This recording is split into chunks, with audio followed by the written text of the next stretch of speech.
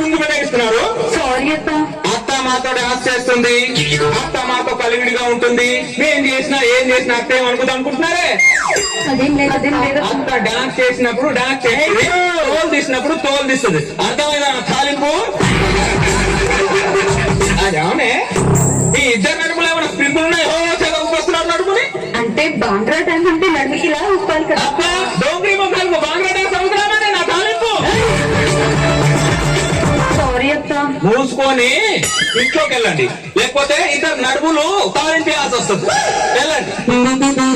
ఈ కోడళ్ళు మామూలు తాలింపులు కాదు, మనం ముందే తాలింపేసాం అనుకో మూలను కూర్చుంటాం, లేకపోతే తర్వాత మనం తాలింపేస్తాం.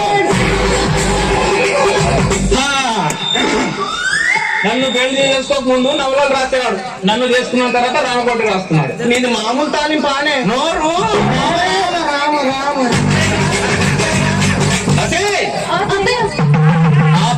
మీ నక్క వినయాలు మామూలు వినయాలు కాదు. తాలింపు మీ ఇద్దరి భయం లేని కోడి బజార్లపై గుడ్డు పెట్టిందంట. ఎప్పుడు విన్నారా సామెత? లేదత్త. ఇప్పుడు విన్నారుగా, గుర్తు పెట్టుకోండి. టీ పెట్టండి. ఏందే ఇద్దరు కలిసి నా పక్కన కూర్చున్నారు? టీవీ చూద్దామని. చూడాలనుకుంటే కింద కూర్చొని చూడండి, నా తాలింపు నా పక్కన కూర్చొని కాదు. మీ కాళ్ళ దగ్గర ఎలా కూర్చుంటాం అత్త? ఆ రోజుల్లో మా అత్త నన్ను కాళ్ళ దగ్గర కూడా రానియలే. మీకైనా ఛాన్స్ ఇస్తున్నా, అర్థమైందా? మా జనరేషన్ ఏ జనరేషన్లోనైనా కాకరకాయ చేదుగానే ఉంటుంది, చక్కెర తీయగానే ఉంటుంది నా తాలింపు. పురుగులు మరి పోతావు ఇన్నా అంటే పొలానికి పురుగు పట్టిందట, ఎక్కువ పురుగు మంది కొట్టమని చెప్తున్నా. ఇంటికి తెమ్మను. ఎందుకు రామా? నీకు కొడదామని రావరా? నేను చెల్లి బజార్కి వెళ్ళొస్తాము. బజార్కి వెళ్ళి ఏం చేయాలంట? గాజులు కొనుక్కోవాలత్త. పాతగాజులు చాలా మీకు. కొత్త చీరకి మ్యాచింగ్ గాజులు కొనుక్కుందామని. నాకు కోడలుగానే మ్యాచ్ కావాలా? నీకు మ్యాచింగ్ ఎందుకే? కొడుకులకు మ్యాచ్ అయింది కదా. నా కొడుకులని క్యాచ్ చేసి నాతో మ్యాచ్ ఫిక్సింగ్ చేశారే మీరిద్దరు మామూలు తాలింపులు కాదు. మీరిద్దరు దుష్టుని శిక్షించచ్చు కదా రామా? నీ కాలు విరుగుతాయి రామా. రామ రామ. ముందొచ్చిన మొగడిన మూలలో కూర్చున్నాడు. ఇచ్చిన తాలింపులకి ఇంత ఎదురులాట వద్దని చెప్తున్నాను. ఆ తాలింపు అర్థమైందా?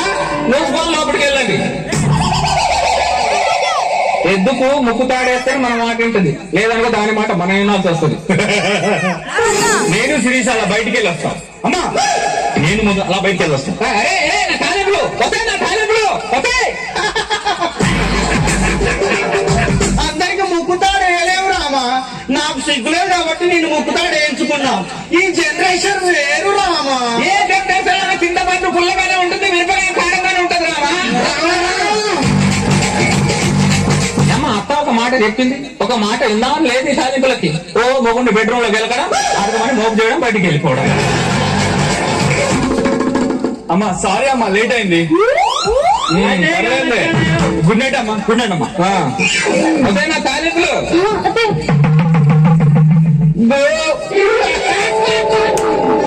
దేవా బిర్యానీ తిన్నారే?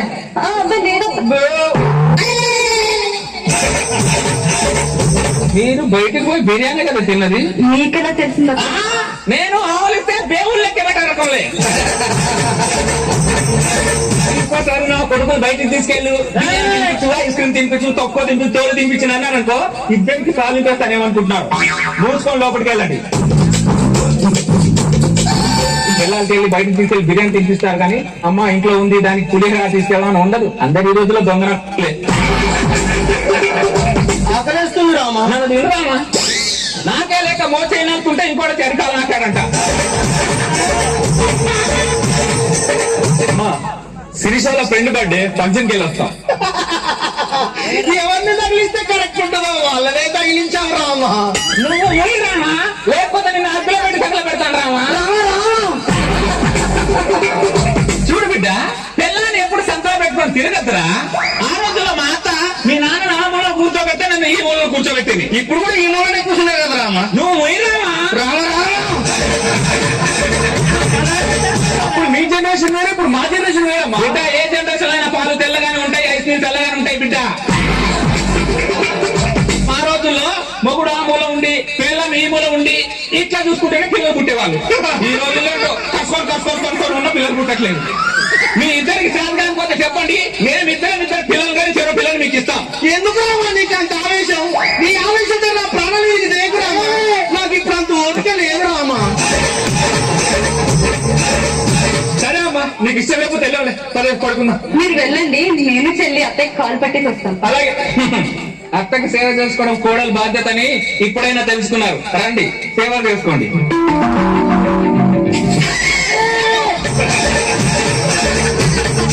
ఏంది నా మీద విసురుతారా మీరు?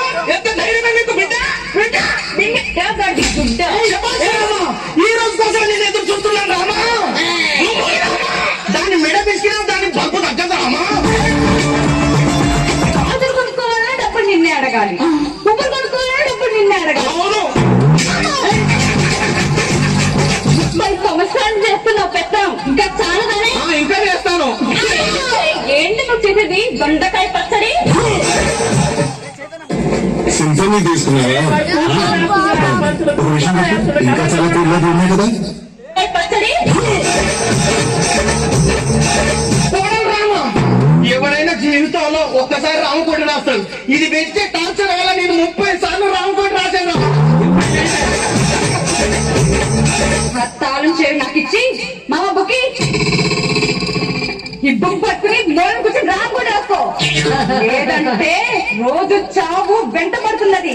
కాఫీ రూపంలో కావచ్చు, టీ రూపంలో కావచ్చు, రూపంలో కావచ్చు, నీళ్ల రూపంలో కూడా కావచ్చు. అవును, తాళం బుక్కి నేను ఇవ్వను. ఇవ్వవా? ఇవ్వవా?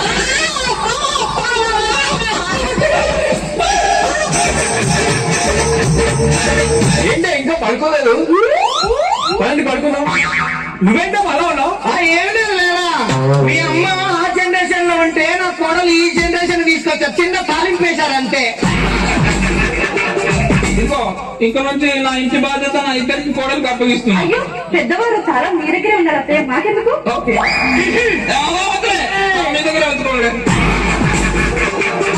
అదేంటమ్మా, పెట్టాను నీ దగ్గర ఉండదు వాళ్ళకి ఇస్తావేంటి? నేను 4 రోజులు బతకాలనుకుంటున్నాను రా. ఏంటో నాకేం అర్థం కావట్లేదు. మా నలుగురికి అర్థమైంది లేరా. ఇక నుంచి రామకోటి నేను రాస్తా అనుకుంటున్నాను. నువ్వు రామకోటి రాయవేంటమ్మా? నేను 30 సార్లు రామకోటి రాస్తా, ఏ నా కొడుకు వచ్చాడు అన్నా రాలేదు. ఇది ఒక్కసారి రామకోటి రాస్తా అంటే నువ్వు వస్తున్నావు అమ్మా అంటారా? ఏంటో నాకు అంత కన్ఫ్యూజన్ కాదు. సరే ఏదో ఒకటి రాసుకోండి.